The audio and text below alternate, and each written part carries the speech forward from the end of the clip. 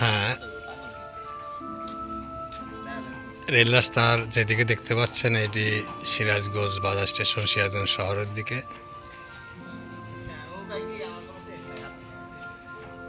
আর এই পাশের এটা চলে গিয়েছে জাহাল ওভারব্রিজ, যেখান থেকে লাইন ক্রস করে চলে গেছে যমুনা সেতু বরাবর জামতল ঈশ্বরদী।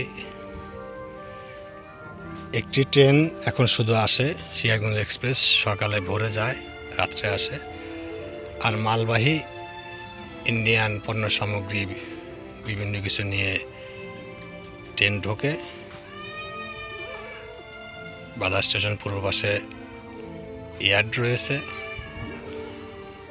আমি যেখানে দাঁড়িয়ে আছি এটি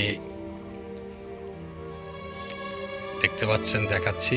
ওই যে সম্ভবত দূরে আম গাছ নাকি গাছ, ওখান থেকে শুরু কালিয়া হরিপুর স্টেশন, যার কোনো অস্তিত্ব নেই। ওই কোনাকোনি পূর্ব পাশে ছিল হারিয়ে যাওয়া মান্যাখোলা হাট বটতলায়। এই একটি গাছ, আম গাছ। এই গাছটি সেই পুরনো গাছ, দেখা যাচ্ছে আছে।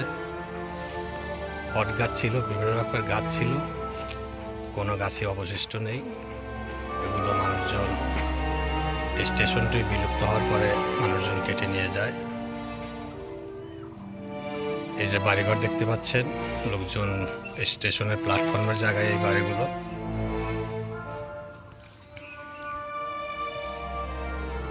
জমিদার কালিয়া চৌধুরীর নামে এখানে জমিদার ছিলেন, আরও বেশ কয়েকজন জমিদার ছিলেন।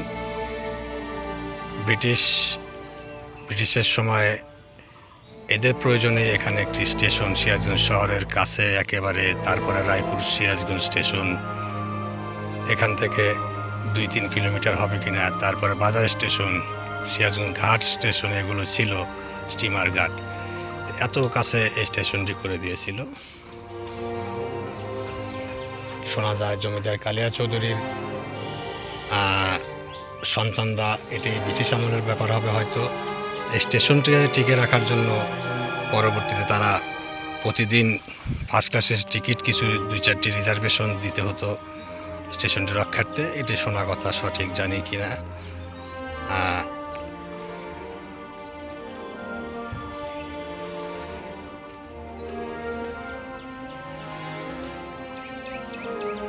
এখানে চাষবাস হয়।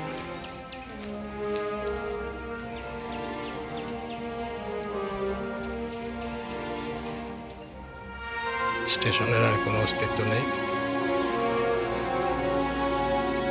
সিরাজগঞ্জ কালিয়া হরিপুর রেলওয়ে স্টেশন, এখানে বেশিরভাগ আমরা পরবর্তীতে দেখেছি লোকাল ট্রেন থামতো। যাই হোক,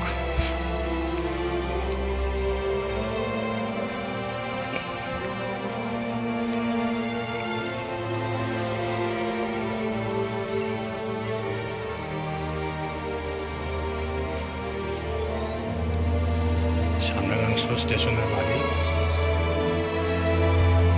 আর এখানে কিছু কোয়ার্টারও ছিল।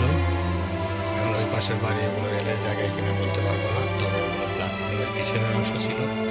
আমি যেখানে দাঁড়িয়ে আছি আর যে বাড়িটি দেখালাম, এটি প্ল্যাটফর্মের উপর অবস্থিত বাড়ি।